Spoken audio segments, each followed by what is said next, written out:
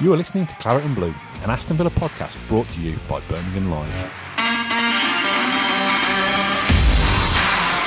Hello and welcome back to episode 16 of the Claret Blue podcast. A little bit of a memory lane episode, I think we're going to call it today, aren't we? Because Villa haven't played a game. Yeah. Sweet 16. The winter break, yeah, sweet 16. Never been kissed. It's flying by, isn't it? We're all having fun, aren't we? Still? Yeah, I think so. Come on, let's crack on. Okay. So, what do you think of the winter break, by the way? Let's start with that. What have you found the winter break? I loved it, to be fair. I got a weekend off. So, yeah, last week was a bit of a mental one, Bournemouth and deadline day. So, yeah, I think I enjoyed a week off and then back to it now. It's 3 months now, 14 games. Now the hard work starts now. So, yeah, I'm all for it. Every game's a cup final. I'm a bit jealous of the lads as well, to be fair. All the photos of abroad, soaking it up while we're here, getting battered by a storm.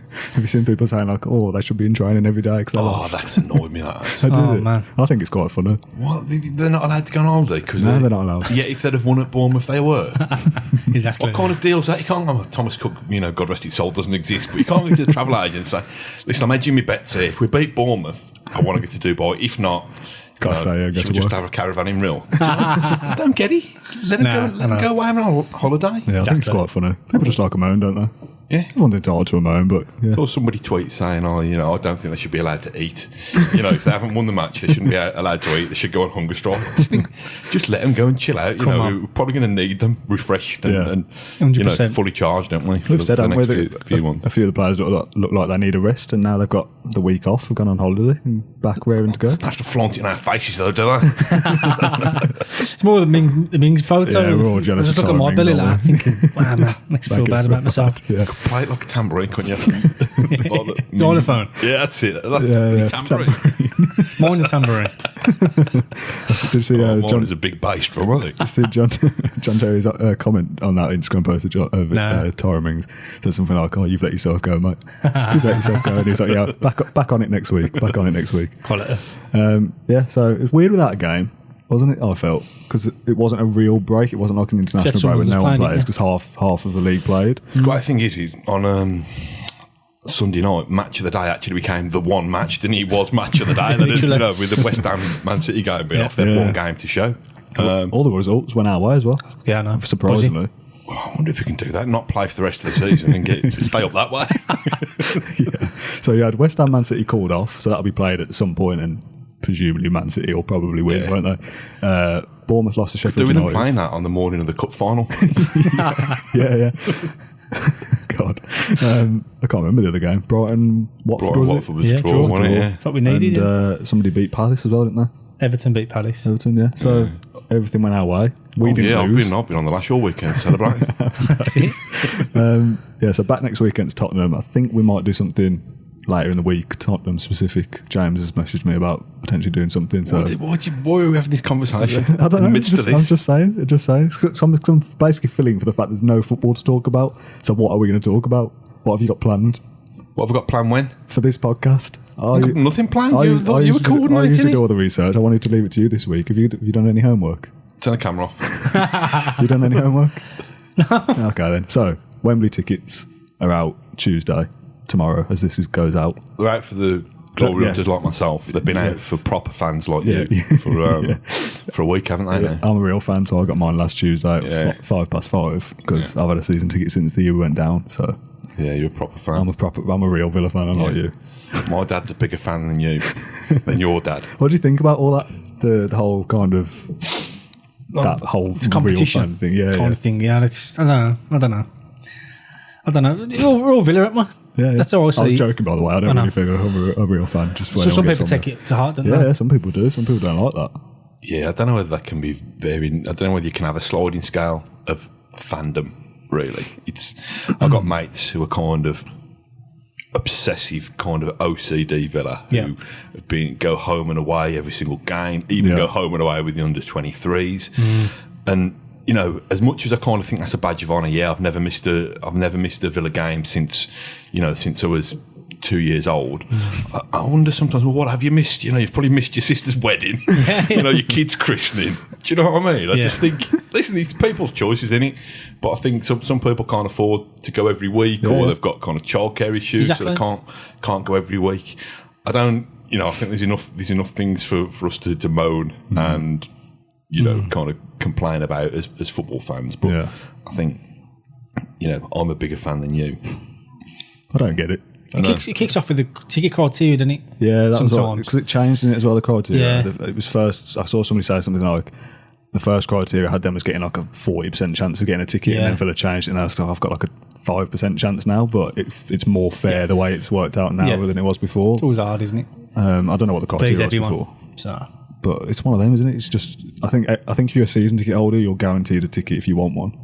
Because we've got 35,000 allocation or something like that, and there's 30,000 season ticket holders, but it's not going to go down to general sale, is it? I wouldn't have thought. No, I was reminiscing the other day about back in the day when you two were I don't know whether you even be born. Remind me when you're born again. 95. December 90. Oh, all right, so you were kicking around a little bit, but 94 for the. Was he playing? Were you playing up front? For the Man United Cup final, you could. Either keep ticket stubs or season ticket. You'd have your season ticket book, or you could collect tokens from the back of your program, which is a ridiculous situation now to think that you might not have even attended a game. You might just be a program collector that had just gone and got them, and it's surreal. So I'd got a season ticket back then because I was more of a fan than most. Yeah, and. My dad was like a fair weather fan. In fact, my dad's a Wolves fan, but we'll go into that another time. Oh, let's go into that now. I'd managed to get tickets, vouchers for him to go, just so, I got myself up, petered out.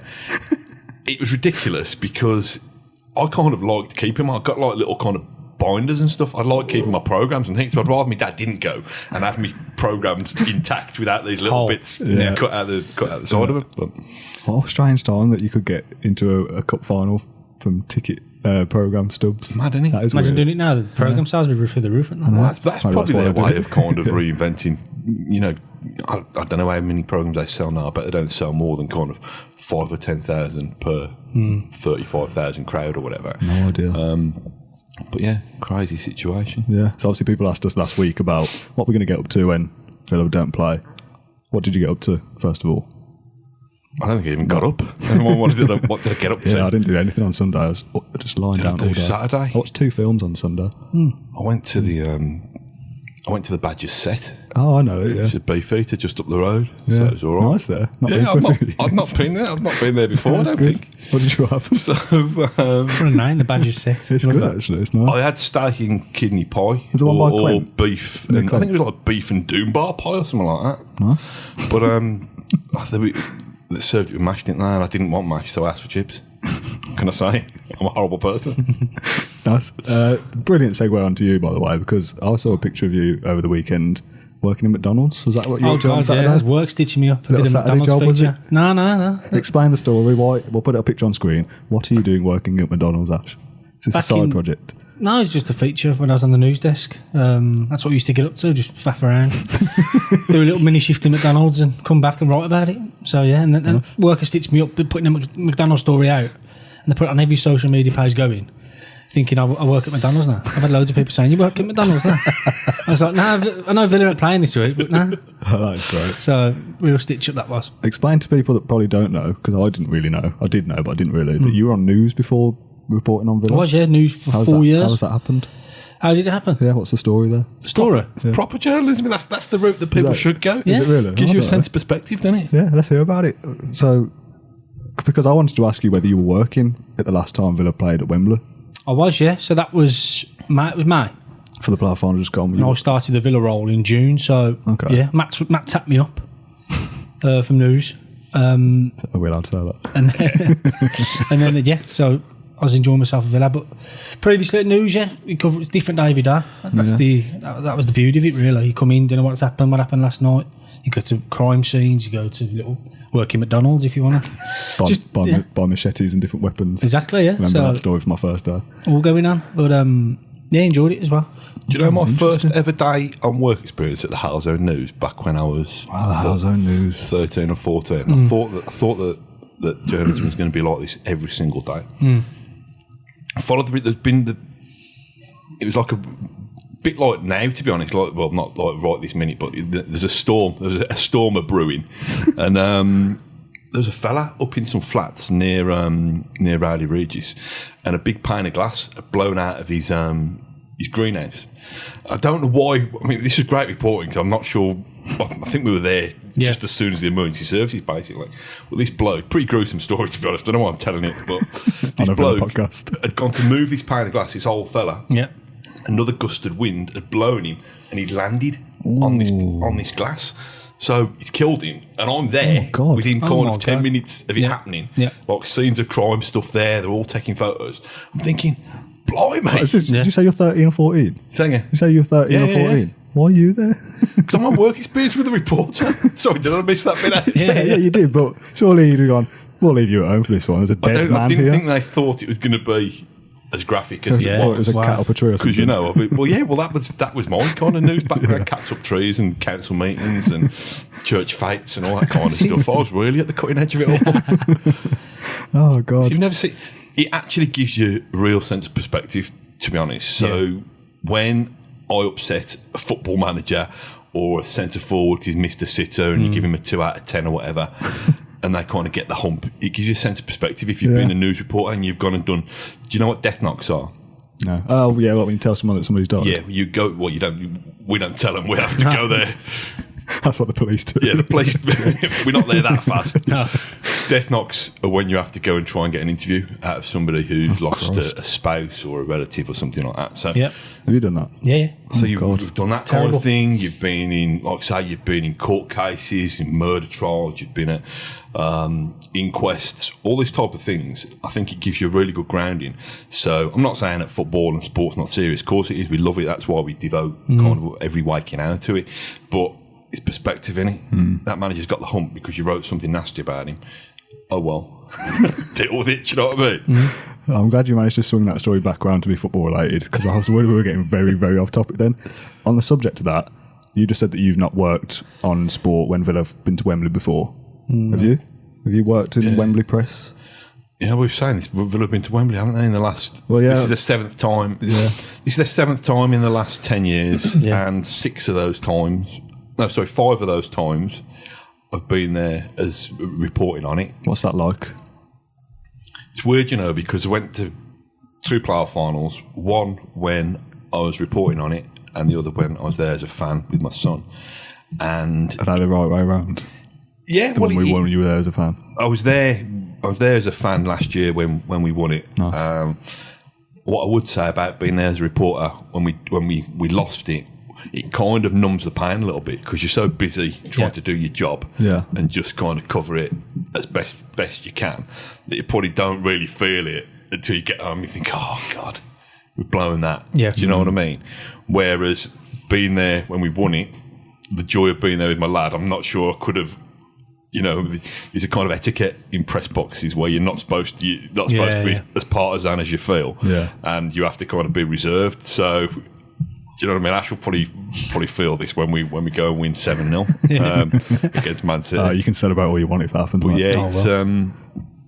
it's a weird situation. But I've got used to losing at Wembley so often that having that kind of safety net of reporting on it has been quite therapeutic in recent years. So those times that you've worked there have been all the ones since 2010, or is it? Yeah. So when was the last time we cup final in 2000? Before then, yeah. So I'd been to. You've talked about the 90s one before, 96 fans, and 2000 as a fan. Then 2010, the FA Cup semi-final. So 2010 we lost to United. Yeah. 2010 we lost to Chelsea in the FA Cup. 2015 we beat Liverpool, then lost to Arsenal. And then it was the playoffs, wasn't it? So. So what are you doing this year, by the way? Is it fan or work? I'll let you know whether I'm a big enough fan to get a ticket tomorrow, mate, to be honest. I'm going as a fan, hopefully. Okay. But what I would say, just so my colleagues don't think I'm swinging it, I went as a fan against Derby in the playoffs, but I took my laptop, stuck it in my boot, and wrote rush back, ran the gauntlet of Derby fans on the corner, in the pub on the corner, went back and tapped away on me, tapped away some wonderful prose. Oh, nice. So the last time we went there and you were there as a fan, we won. And the same time this time in March you go as a fan, we win again. Oh, well, That's the Man fate, City isn't it? needn't bother turning up, have they? Might as well- And also, Play West Ham and be done with it. I've booked my ticket last week, as I've mentioned, because I got it on straight away. I can't even joke about it, it's not even funny. In the same block and the same section as we were for the 2019 playoff final.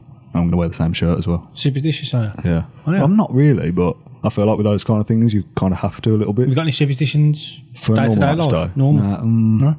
I know people that like don't walk under like signs and stuff. I don't like walking under scaffolding because I feel like it might collapse. Probably the way the weather's been the last few Yeah. days. Yeah. It's a wise move. What about you? Football superstitions? Anything like that? No? To be What fair. about work related? Is there anything like you need to kind of I'm quite OCD. set your stuff up in a certain OCD a way? little bit, yeah. You know, I put my wallet there, my phone there, a bit weird like that, but nothing too out the ordinary now. I need to put my pants on before my trousers in that order. Yeah. Unless I'm feeling like a superhero. Now, my superstition is 2 drains, 3 drains. Oh, I've heard about this. You aware This of is that? weird, yeah. Honestly, even this morning I've done it, and on my way to the bus stop from near my house, basically, if you walk over 3 drains, that's bad. No. If 3 drains in a row or 3 manhole covers in a row, that's bad. I've heard different. Trust me, it's bad. If you walk over 2 drains, so you can't walk over 2 of the 3 drains. You've only got to walk out of a block of 2 drains. Do you get me? Yeah, I get you. Now, on my route to the bus stop by me, there's a couple of these two drains, these that are set. Oh God, this is fascinating, isn't it? That are set, almost grown over with grass. So when it's raining, I'm kind of delicately tiptoeing, and I have to walk away from the pavement towards the road. And people are thinking, "What's this nutter doing?" So I walk onto the grass, tiptoe on them, back across onto the path, keep going, and then tiptoe back on again. It's kept me alive so far. So And you think that's the reason that you're still alive today? I think it probably is, yeah. See, I've heard that when there's a block of 3, if you can walk on 2 blocks of 2, but if there's 3, you can't do 3. No, you can do 3, you can't do 2, is what I've heard. No, don't do it that way around, honestly. Instant death if that Yeah. happens. So is that a football-related superstition would have been better on a football podcast? Is there anything you do on a match day? A football superstition? No, when I used to live at home, so I'm talking, 20 years ago now, I used to always ask my mum for a prediction. And she'd always say, she'd like, oh God, I don't know. She'd say, I don't know, 2-1 or 3-1. Classic prediction, Or 2-1. 2-0. She'd always predict a win. And we'd always win. But that was more to do with the fact that we were good back then, rather than the fact that it was a superstition or mystic mum. Do you know what I mean? Yeah. Mum. Okay. So I know someone who used to, the bridge by Whitton Lane? Yeah. Someone I know, when they walk towards the stadium, they walk under there and they don't speak. So if they're with family and stuff, everyone goes in silence for whilst they walk under that bridge. They've always done it as a superstition on a match day. what happens when you get battered? Like 6-1 by Man City? Well, yeah, that's the thing, isn't it? Like you have like a lucky shirt or a lucky pair of socks, whatever. Yeah. It's like, well, one time that you lose is at the end of the streak. Like, Yeah. like you've got these streaks of, we've won one game, the close of all, they must be looking, and the next game you lose, oh no, it wasn't. False dawn. I've never had like a lucky hat or No, anything no. like that. I used to wear that scarf all the time, and then I swapped it for a different one. It's got a stain on it, you see. I'm just looking at it. It's been in the store cupboard since we used it on whatever episode it was when I wore it. And there's a dirty stain on Don't it. want to now. leave it, mate. You don't know what goes on in that store. Somebody's trod on it or something, or worse. Hey, on a similar rambling theme. Yes. Have you got one kind of Aston Villa possession that you prize above anything else? Oh, that's a good question. I wish you'd have asked me so I could prepare a proper answer. I always have to, if I go down the match, I've got a little badge, a little villain badge I have. I like to wear that on my coat or something. Oh, yeah. I always dig it out, make sure I dig it out. What is it like? Is it just like the crest, or is Like it? the villain? No, the little villain. Oh yeah. Tiny little villain. I mean, the smaller the badge, the better the look. Oh, it doesn't work. So I've got a small villain I've always put on my coat or something. Just got one on now, but it's so We've small. got we to chat can't up see like it. that, doesn't it? Honestly. You ain't how big it is, it's how you use it. Yeah, that's it. I always dear. dig out that badge anyway. Oh, that's the good one. Yeah, I've got nothing that profound. I've got what I wanted to do that I've not done yet because I didn't buy. So yeah, great story. This is what I wanted to do. This is what you could have won.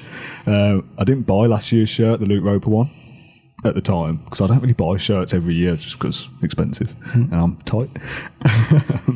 So I didn't buy it, and then as Can I we, just intercept you a minute? The other night he texted me about something. I said, "Oh, what are you up to?" He said, "Oh, I'm just debobbling my jumper with a razor blade." No. So he's got a £5 jumper. This is to prove how tight he is. He's got a £5 jumper from Primark or something. That rather than buying a new jumper, he's kind of debobbling it with a razor blade. Anyway, sorry. You say that, but that was because I didn't have a chance to go and buy anything. So I was like, oh, I could do wearing this tomorrow to wherever I was going, to work or whatever. I was like, oh, I quite fancy that because I want to wear it because everything else is in the wash or something. And I was like, oh, it's really bobbly. Oh, yeah, you'd gone up memory hole to buy a shaver for it? No, come off it. Come off it. Too much time on your hands if you're debobbling jumpers. Took ages as well. It really wasn't worth it. No one noticed. Anyway, so I didn't buy last year's shirt, but I wanted I've got a bobble hat that needs debobbling. Stop derailing this podcast. So I didn't buy it, but then when we got some glory last year and actually did well, I was like, oh, I quite like to buy the shirt now. It was like a memory of last year. But they're on eBay for like £100. Nice shirt, isn't it? It's a really nice shirt, but I was like, I wish I bought it at the time now for 60 or whatever it was. But I wanted to get it framed with my Wembley tickets and the Jack Grealish and Dean Smith photograph of them holding the trophy together. So I want to get that done and have it framed up on the wall. Why don't you buy this year's shirt now and get it framed with your cup final ticket? Because we won't win, will we? So why would I want to remember? Last time Villa had that green kit, 94. Yeah. They won the League Cup, so I don't know if they're going to wear the green kit. I know they didn't wear it in the final last time, but last time they had a green kit, they won the cup. I'm clinging onto that as well. I bought the green kit the other month. Oh, did you? Went down to £30. Nice. What do you think of that shirt? I think we might have talked about this before. Do you like it? It grew on me. I didn't like it to start with, but it's different. It's a bit Marvel Comics for me. Yeah. And it's Spider-Man. Yeah. Yeah, I'm not a massive fan. Dig out a picture of me in my green kit to put up from Wembley 94. That's it. Send it me. I ain't got the green one. Have I got the green one? Yeah. I've got the green one. Yeah. Send it me. I'll put it in. 22 minutes. That's it. Yeah. You have to do it today though. I will. Okay. So I've not got anything really. I've got a scarf. When I said I swapped the scarf, my dad gave me one from the '96 final that says League Cup winners. But I don't know where that is either. It's at home somewhere, but I wear that to every game. I've got 3 items which I think and I hope are in my mum and dad's loft back at home. I used to have this little cuddly teddy bear, but he was an elephant called Aston the elephant, who was Claret Blue. I used to love him. Probably stinks because I never used to leave him. I think I had him. It might be an imaginary friend. I used to have a cuddly elephant called Aston the elephant. I used to Was have that this, an official Villa item? I don't think so. I think I they might have sold it in the Villa shop, but I think I named it. Yeah, you know. Quite inspired like So that. is it Claret Blue or is it just a Yeah, normal? no, it's Claret Blue. Okay, yeah. So it is official then. It's not just grey elephant. No, it is official. It's painted in. I got this really nice holdall that was, oh God, it got the Villa villains on. I'll see if I can dig out a photo of it. I've not been able to find it since, either in the loft or on sale on eBay. It's beautiful. It's like kind of come back round. You probably look at it and probably think it's horrible. I like retro it's kind stuff. of come back round in a kind of retro way. Stating your age there. And the other, that's it. When your clothes come back in fashion, God, it ain't be a while before any more come back in fashion. And the third thing is my first ever match covering Aston Villa was a 0-0 draw against Leeds United under the Graham Taylor Part 2. So what we're talking 2002 ish, something like that. Yeah. And I was working at Express and Star then as a news reporter, cats stuck up trees, death knocks, all the glory. So to brighten that up, I went and watched Villa draw 0-0 with Leeds. But I did the report and I managed to get it from the printing press, the actual plate that they printed the paper on. I've got it somewhere. Clearly taking pride of place, but I've got it somewhere. But that was kind of a moment because, since I was 11 or 12, I wanted to get paid for watching Aston Villa. Yeah. I did. I mean, now I wish I'd have set my sights higher. I wish I'd have been an entrepreneur and earned billions of pounds. But still, you can only achieve what you can achieve. It's funny you've said that because that's jogged a memory that I've got press passes and stuff from when I was freelance for Villa that I've kept. So it's like the Villa lanyard with Villa versus whoever. Supposed to have those lanyards but you're supposed to get back on but I was like, you're going to get a knock on the door tonight. I was like, it's my first time working about Villa, so I'm keeping it. I'll keep all my. I'm not going in there very often anymore, but I keep all my press passes, team sheets, programs. Keep programs just in case that he makes in the back. If I can, there'll be there's times where I've worked for us now where you get like the proper laminated pass and everything. And they come around and go, passes back in. Whereas there was one that the first game I did, I think it was a Nottingham Forest To game. get a tracky top or a coat with a Yeah, zip high up. big hoodie, just put it in. I'm hoping they don't come round and say, pass these back. And if they haven't, I've kept them. The old lanyard police, mate, they're horrible. They are. They're very strict. I said to one the other week, I don't know, I can't remember where it was now. I was like, oh yeah, just finishing up, I'll be back down in a minute. And then when I came down, he was like waiting for me. He was like, pass please. And I was like, oh, I thought I was going to get away with that. Keep yours. I nicked this from the boxing before. I went to a Tyson Fury fight about 4 years ago now, so I kept that. Nice. But I've got a little keep them on my door handle, in my shoe cupboard. Yeah. All hanging up there. Yeah, I've got like a little plastic wallet of all of them from meetings and Memories, press passes and stuff. I've got like about... I think I've got an old ticket as well from, not a first game, but like a paper ticket from a cup, like the Blackburn semi-cup final, it might have been. I got like 500 copies of the Shropshire Starlight when I used to work there. Yeah. Really? Yeah, I need to get a skip. I was looking actually the other day in the loft for match programmes from 96, 94. I'm texting you both about it. I haven't managed to find it yet. We've got 3 massive plastic boxes of programmes that my dad collected. And, Is your loft boarded? Yeah. Is it? What a boring question. What? Yours?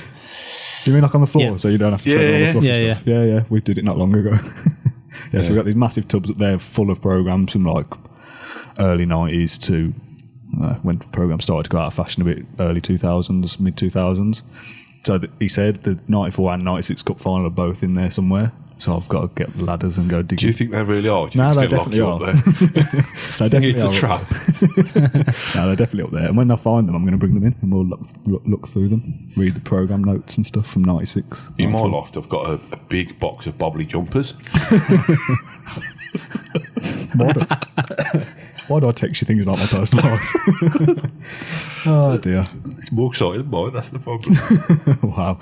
Let's talk about this as we're talking about memories and stuff. Oh yes. Show us what's in your envelope.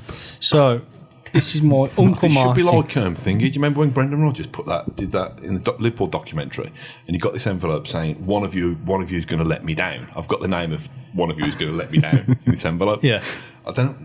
People reckoned it was Raheem Sterling, but I don't know whether it was ever revealed. I reckon you should have one of our names in there. Which one of us is going to let you down?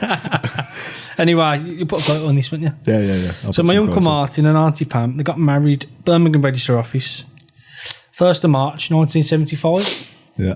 Yeah. So this Where was that? the day 35 years, is it? 45 years. 45. Great maths. Yeah, anyway, so that was the cup final with Villa beat Norwich 1-0. Ray Graydon, 81st minute, scored. Martin got married. Martin's my dad's brother, and he had tickets to the final, and he couldn't go because he come on his wedding day. And Silly he preparation. was photographed. He was in the Mercury actually. He did a big story in the Mercury. That's the photo with the Mercury. So his Villa scarf there. Nice. So yeah, he weren't too happy. He had 2 tickets in his hand. He got photographed with them, but he obviously got married instead.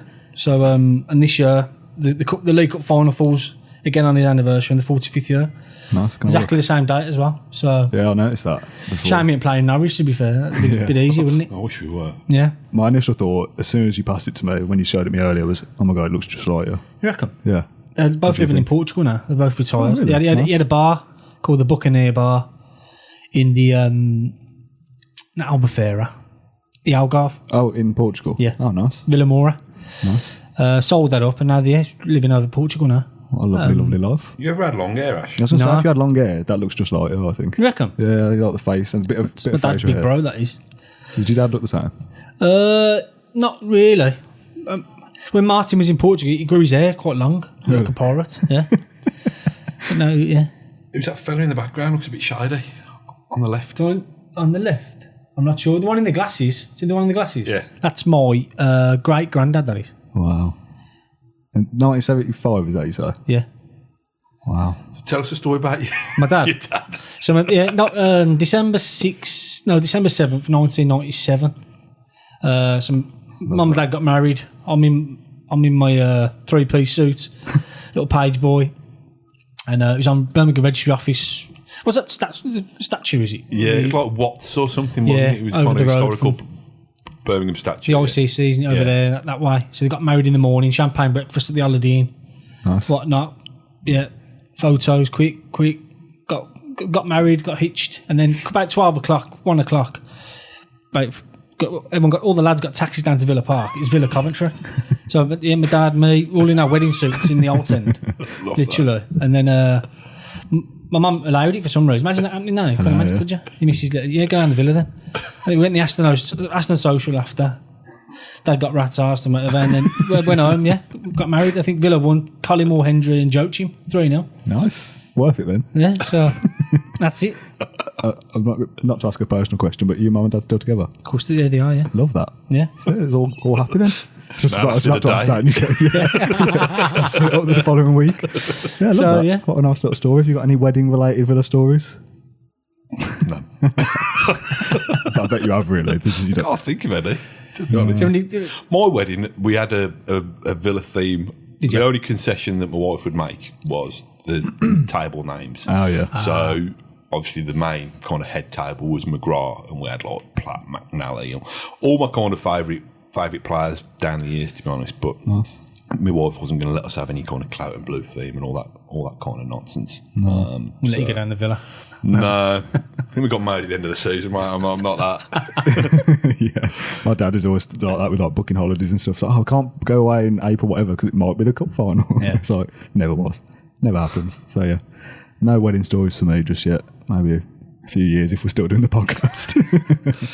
I don't know what's going to happen, mate. I don't know whether we're going to do the podcast long enough to find you a wife. Oh, that's rude.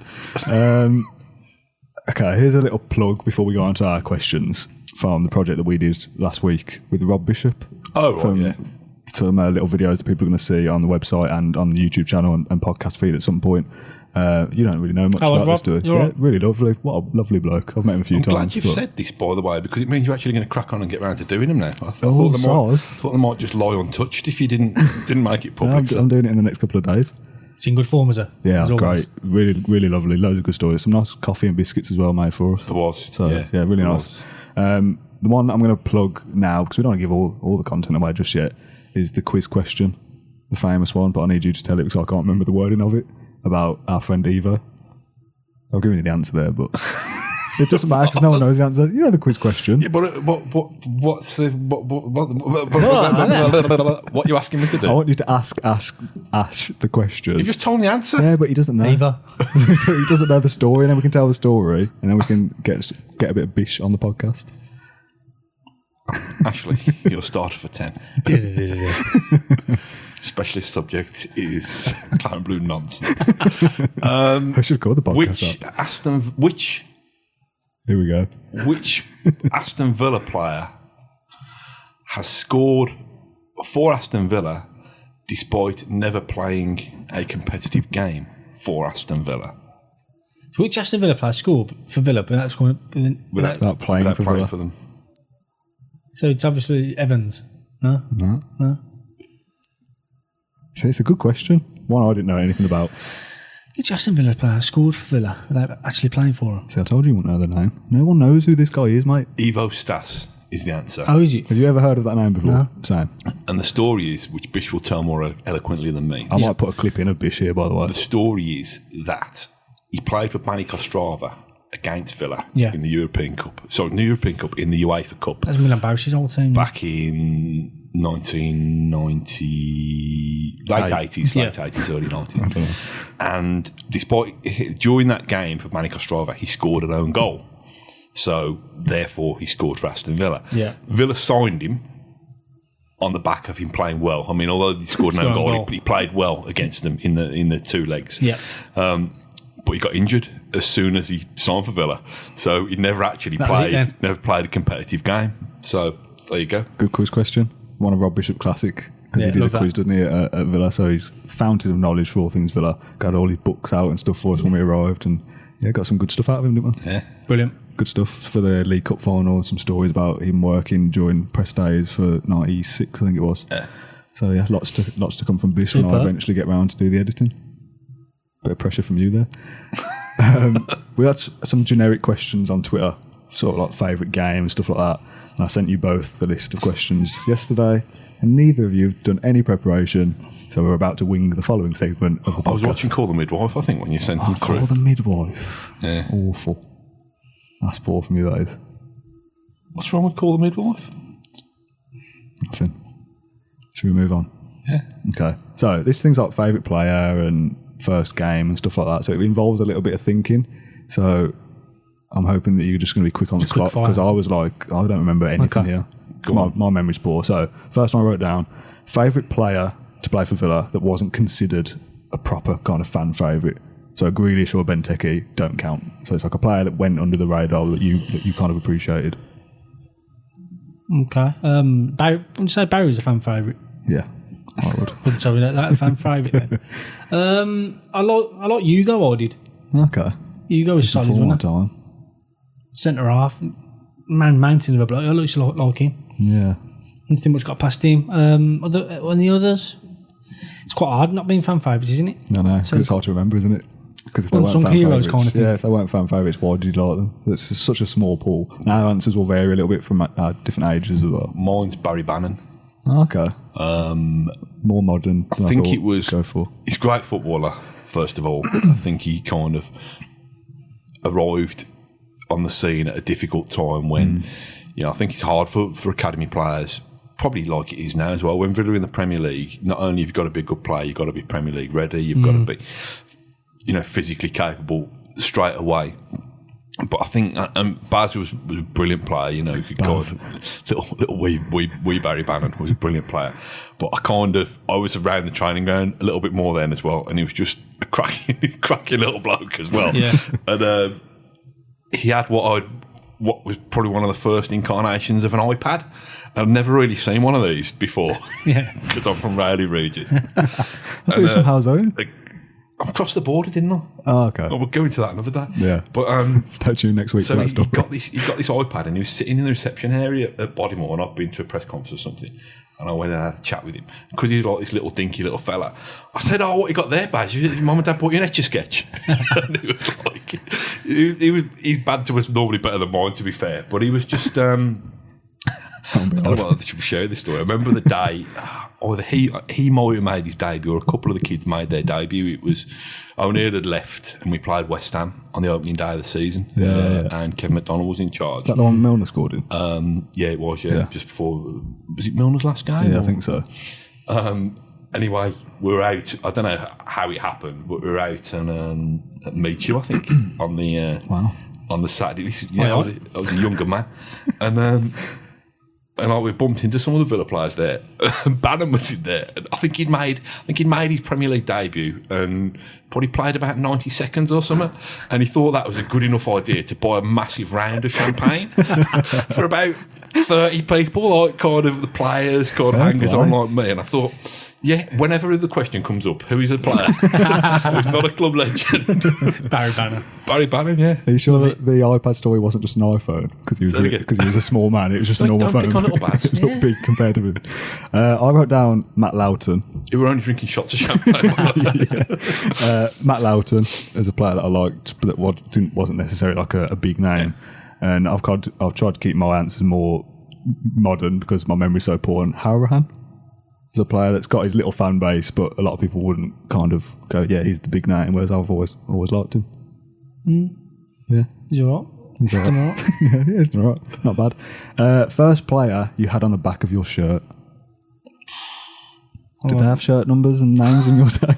Do people have names in my day? No, they just used to have noises.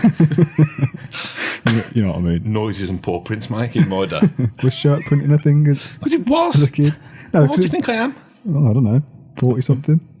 Yeah, we get a pebble and some paint and we do it like that. Have you got a serious answer? Can you I remember? had God on mine. Actually, the word's God. Did you actually? Yeah. Oh, that's nice. Yeah. And number 5 as well? Yeah. Okay. Not because it was a McGrath, just particularly religious. No, I had God on it.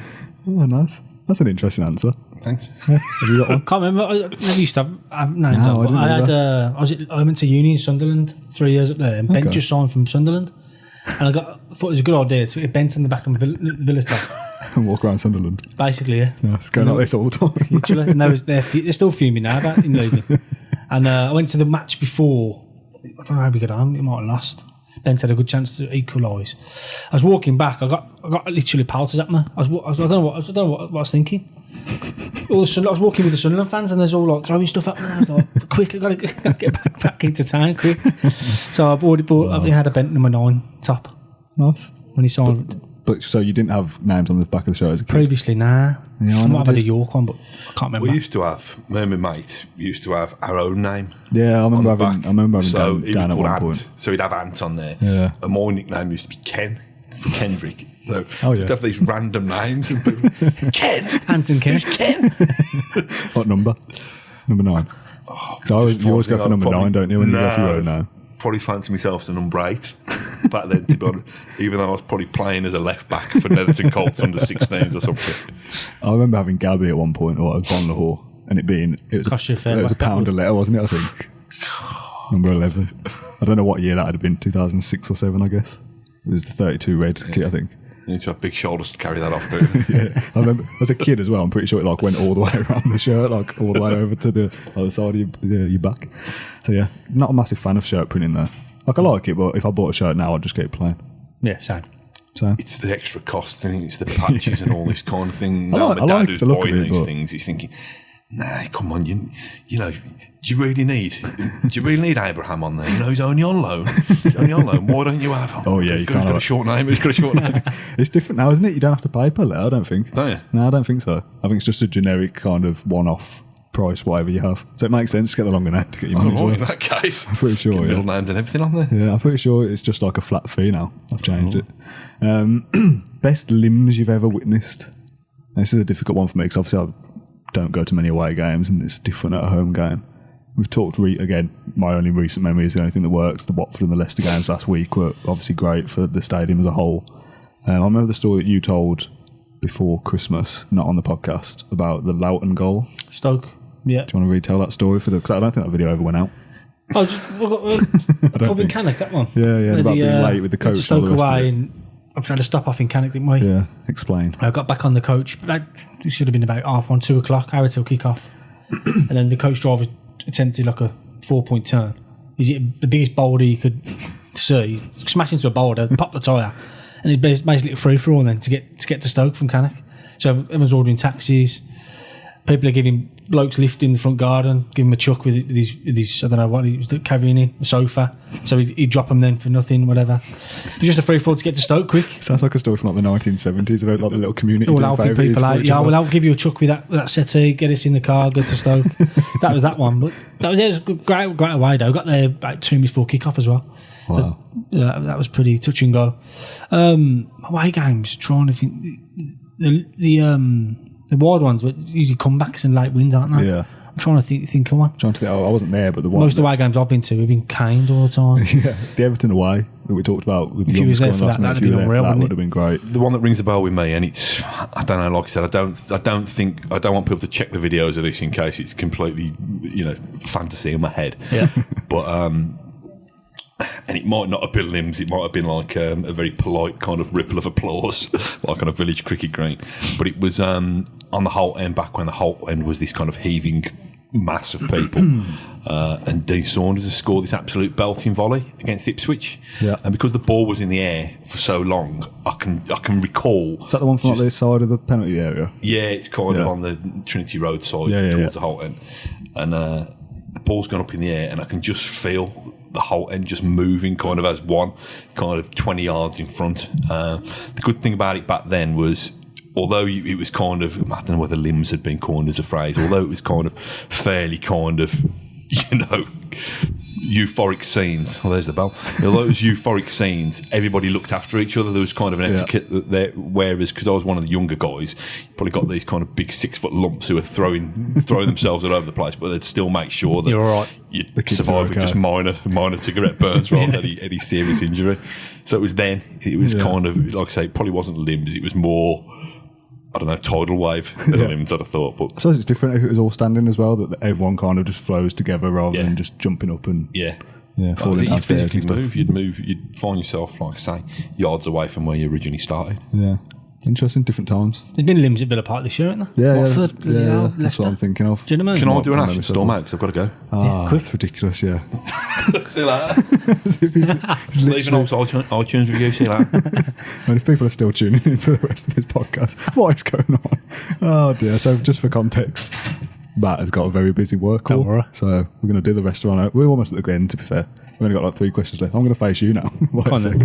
First goal you saw at Villa Park? But that's so hard, isn't it? It's with first game is more of a thing, I'd say. But even first game, I think, I was my Uncle Martin then, I think he took me down. I think it was Man City at home, but I'd be guessing. I'd have been about 4. Really? And I think all I remember about that game is we sat, where the away fans are sat now. Yeah. In the Doug Ellis. And there used to be there's boxes just above the lower section of the away fans now. Yeah. And the sun was shining on them boxes, and I couldn't see because of the sun. I couldn't see the pitch, basically. That's all I remember. I went down the Villa, I couldn't see because the sun was in my eyes. Great story of a first game. I know. But I can't remember, really. I'm surprised that it's different, isn't it? Because people get into different ages, don't they? Of course they do, yeah. I didn't start going properly till I was like 9 or 10. Yeah. I didn't go as a kid. Because I always remember not being massively into football when I was a little kid, and my dad going off with my granddad, who I go with now. Yeah. And thinking, like, why do you want to go and sit outside in the cold afternoon? Villa always lose. Like, Yeah. You know, early 2000s, sort of O'Leary years. It's like, what's the appeal of that?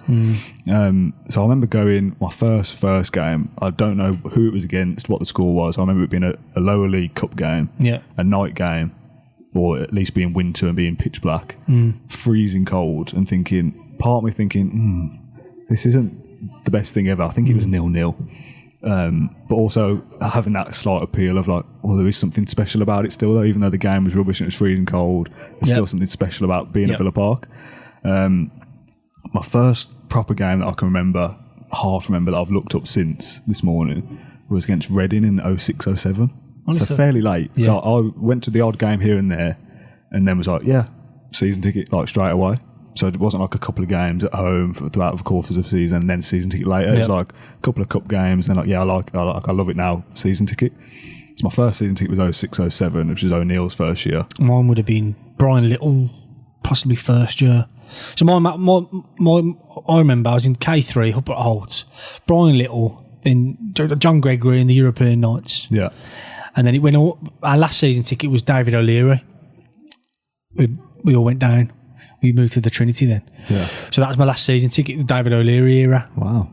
So it's a long time ago, isn't it, really? Yeah. 15 years. Yeah, exactly. So what's your match going?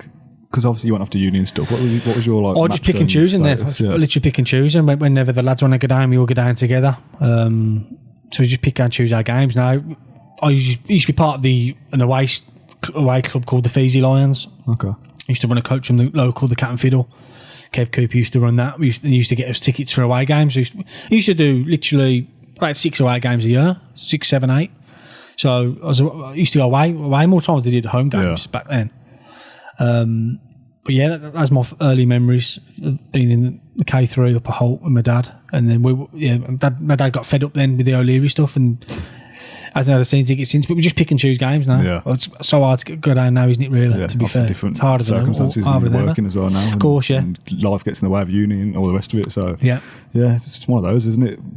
The opposite for me is that my first season ticket was 06-07. I've had the same seat since. Yeah. With my dad and my granddad, we've been to every home game, as far as I can remember anyway. And kind of seen the best of the modern era, the O'Neill era, then the kind of 5 or 6 years of rubbish, and now we're back to what we see now. So, I think it's 13 years in a row. My dad's favourite game, he always goes on about this game, is when Ron Atkinson was Sheffield Wednesday manager at the time. Oh, yeah. And he said, I'm not leaving, I'm going to stay at Sheffield Wednesday. Villa are interested in him at the time. I said, I'm not interested, I'm staying at Sheffield Wednesday. I think a day or a couple of days later, Doug Ellis got him in at Villa. He signed for Villa. And the first game of the season was Villa against Sheffield Wednesday. Away at Hillsborough.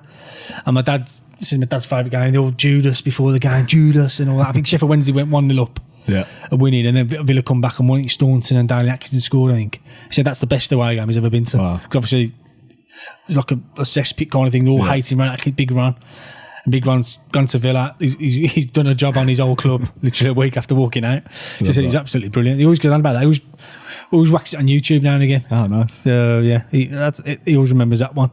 Have you got a favourite game? Favourite game? I'll tell you what might be a funny one. I like the Sunderland 6-1. Ah, yeah. Do you remember Is that? when Von Vlaar scored? Vlaar scored Benteke hat-trick. Monday night that was. That was a big game. wasn't Huge it? game at the time. Yeah. That sticks out because we just battered them. Yeah. That was Lambert, wasn't it? Lambert, great atmosphere as well for Monday night. As I say, that one sticks out. Funnily enough, other memorable games. Leeds in the FA Cup, Carboni one. That was quite good. yeah. And Again, another one for time. me as well. Sending Coventry down. It was 2-0 up at night. I think Angel scored, Merson scored. Last game of the season, may have been. Don't remember it. What year are we talking? Early Put me on the spot 2000s. now, yeah. Few season ticket. Yeah, so again, it's weird, isn't it? There's a lot of things that are Exactly. just before my time. It's like, no, don't even know about it. No. But yeah, Sunderland 6-1. That was a crazy game. Yeah, I'm going to pick a game that's just an obvious one of Wembley last year. Of course, yeah. Just because, I don't think you can. The whole day of what comes with something like that is it's an easy cop out answer. I'm sure there's a game in there against Blues or whatever at home that's been great, but I feel like The West Brom semi-final would have been good as well. West Brom semi-final was great. Well, Blues are always good at now. The Blackburn semi-final, 6-4. Like you say, even like league games that have meant something. There was one QPR when Benteke Sherwood, scored yeah. in the last second. So great memories over the years, obviously, but as an easy cop out answer, Wembley last year is just, of course, you can't beat it. Can't top it, can you? For current times, No. unless we do the business on March 1st, Yeah, which would yeah. be unreal. Last two, which I think we might struggle with. Have you ever applauded an opposition goal? Yeah, I was in the lower hole here. I think Sean Wright-Phillips scored for Chelsea or something. I don't know. I think it was like a free-flowing move. I don't know. I'm a young kid at the time. But I just remember that. I've got a funny memory of it. I always think of like odd stuff. I've got like a long-term memory. Mate, I'm totally the opposite. Obscure memory. So I remember clapping a Sean Wright-Phillips goal in front of the old end the once. What year was that? Scholes volley? Oh, that'd have been mid-2000s, I'm guessing. Were you there for that? I wasn't, no. Okay. Gabble Corrali in the joggers, wasn't it? So that was a spectacular goal, wasn't it? But you don't tend to applaud, really, do you? Nah, so when I saw it sent in yesterday, I'm sure that there's definitely been times I've never literally applauded it, but there's times where I've just gone, you can't do anything about that. No. Like it's literally unsavable or whatever. Even I think there was even one this year. I couldn't tell you who it was against. My memory's so poor. There's times where I thought, yeah, fair. There's nothing you can do about that. That was unreal. Possibly somebody like Liverpool. I don't know. I think Dorgal scored a cracker against Villa Boxing Day a few years ago. Palace were playing in black, and his last minute winner it might have been top corner. It's difficult, isn't it? Because obviously the emotion of being a Villa fan, it's like you're never going to go, oh yeah, fair play. Like, thanks for beating us in the last minute. But if you're already losing or whatever, and someone scores a wonder goal, you can't just have to sit back and go, yeah, fair. I wonder if Man fair U play. fans clapped Grealish's this year. Probably not. No. And Man United fans, No. tourists. No, tourist, yeah. I was there for that. We were there for that. Yeah, of course, yeah. That was a great goal seen live. And then the last one, worst away kit that you've seen come to Villa Park. Worst away kit. So I can't think of anything for this. I think there's some terrible away kits this year. Man U used to have a yellow and green one. That was vile, that was. Yeah. Never saw it, but know of it. They had a grey one as well, didn't they? Yeah.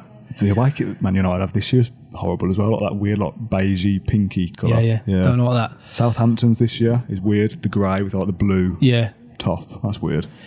Trying to think years gone by. They've done some dodgy kits. Leeds have got that pinky, haven't they? Is that this year or was that last year? This year they got like Is that this year? pink Just trying to think stripes. of horrible kits that I've seen. Any Blues kit that comes is, Of course, yeah. is up there. But there's always some dodgy kits. I don't like all the orange and the Illumina stuff. I think Yeah. Man City have took that on now with a couple of them. But Everton have got an orange one this year as well, haven't they, Yeah. I think. Yeah, it's again one of those things that it's just you don't really pay attention to stuff like that. My memory's so bad for things, as people know. I'm kind of, even if you said something Villa related, I'd be thinking, not really sure. So paying attention to the opposition is not something that I do. So yeah, that kind of wraps up our kind of memory lane random podcast. People are kind of asking how we got into supporting Villa and stuff like that. But it's just family, isn't it? of course it is. Your dad takes you down, doesn't he? And That's how it usually starts. buys you all the gear and you get immersed in it that way. Did you kind of just know straight away when you were a kid? Obviously, you're going back course, yeah. 20 odd years. Of course, yeah. You just knew. Yeah, basically. Yeah, my dad bought me the LDV Vans tracksuit and whatnot. He used to take me down the Aston Social. And that was your club then from there on in. You supported the Villa and Dwight York was your hero back then. What was your family set up? Did all your family support Villa, or was there a split? Yeah, basically, yeah. My brother had a weird... He was a Palace supporter for a bit because my auntie used to go out with a Palace fan. My cousin used to go out with the Palace fan, and he got him a Palace kit. Wow. And the one year Villa played Palace, and my dad took Harvey down into the away end with Palace. Wow. Palace.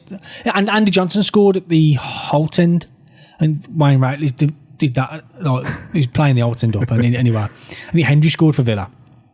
Or weird. Yeah, he had a Palace kit, and he liked Palace ever since, but he's still a Villa fan now. I think he's moved to Tottenham fan now because he works on the stadium.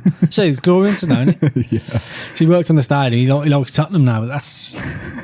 He's not no brother of mine now. I was going to say, it's not, like incomprehensible to me to think, oh yeah, I'm going to go and support someone else now. It's nonsense, isn't it? But now, always have been Villa fans, to be fair, thanks to my old man. So yeah, same with my dad. My dad, granddad, both Villa. My uncle's Albion, but we don't got a couple of Albion, got a couple of Blues mates. Yeah. So we'll wrap up then, because we're running out of things to talk about with no game. It's difficult to do a podcast when Villa aren't playing. In Tottenham this week. No press conferences, no injury news, no players have been on holiday. Press conference should be Thursday this week. We possibly will do something more Spurs related, but in the back end of the week. But if not, there'll be the usual podcast next Monday when we're talking about the Spurs game specifically, and hopefully. What do you reckon to that big game? I think we've got a chance. Hot and cold, ain't they, Spurs? Yeah, it's one of those teams that you class as a big team that you can beat. Whereas with obviously a Man City or a Mourinho back at Villa Park as well. Maybe not. Struggled there before, hasn't he? Yeah, there's Tottenham are a bit. Only for the sprinting off the bench with his water at the third official. We love that clip. As long as he's not sprinting down the touchline celebrating, I don't mind. Slide down his knees. So yeah, we'll talk about that next week. I think we've got a chance. Maybe we can nick a draw. You've got to start picking up points, haven't you? Against the teams. Like you said at the start, we've got 14 games. We need 15 points massive or something. Period now, isn't it? 3 months. You've got to start winning at some point. 3 months, 90 days. Yeah, it's mad, isn't it? I was looking the other day on the league table, and it was like 25 played or whatever, and I was like, 25? Where they go? When the season starts, and it's like 1 game, 3 games, 4 games, then all of a sudden Incredible. It's 25. It all comes down to this little 90-day period now. Yeah. I kind of feel like, going back to last year with the 10-game winning run in the playoff final, when we had to do what we needed to do to get there, I kind of feel like if we can bring that mentality back in, it's like, right, we have to get 5 wins here. We will just kind of somehow manage to do it. It doesn't quite work like that. Of course not. If they can kind of get into that mentality of, right, it's now or never. Oh, God. I kind of back us to... I'm bag of nerves thinking about it, to be honest. No. It's going to come down to the wire. You think last game? It's looking that way, to be fair. Against West Ham? Hopefully it's not, because my nerves will be able to handle it. You'll be working. It's different as well when you're working. God. Reporting on Villa either clinching safety or going down. We'll see, but... They won't go down. Let's not even talk about it. No. Happen. It's not going to happen. We're staying up. So Tottenham, Southampton, then Man City, so in the cup final. What do you reckon there, points-wise? 3? 3 in a cup win. You've got to aim for 3 points out of them. Yeah. Tottenham's at home though, isn't it? So Tottenham's at home, yeah. We played well against decent them. At home. Our last home game was Watford. The first game. Yeah. So it could be back-to-back home wins for the first time since God knows how long. Yeah. If you can get something at Spurs... What momentum, that could be huge momentum. If you get something at Spurs and then beat Southampton going to the cup final... You never know. In a one-off game. I know it's Man City, but in a one-off game, you never know. Yeah. You never know. We'll cling on to that. So next week, we'll be back with some actual football conversation. It's been a bit of a ramble to the fact that our third member left 20 minutes ago. It's done us, yeah. Unbelievable scenes. Get some abuse to Matt Kendrick, please, on Twitter for leaving us. No, don't. Yeah, so thank you very much for listening to episode 16 of the Claret Blue podcast. We'll be back next week. Thank you very much, and up the Villa. In a bit. Thank you for listening to Claret and Blue, an Aston Villa podcast. If you enjoyed today's episode, then please let us know. We love hearing your feedback. We'll be back soon with another episode. Until then, up the Villa.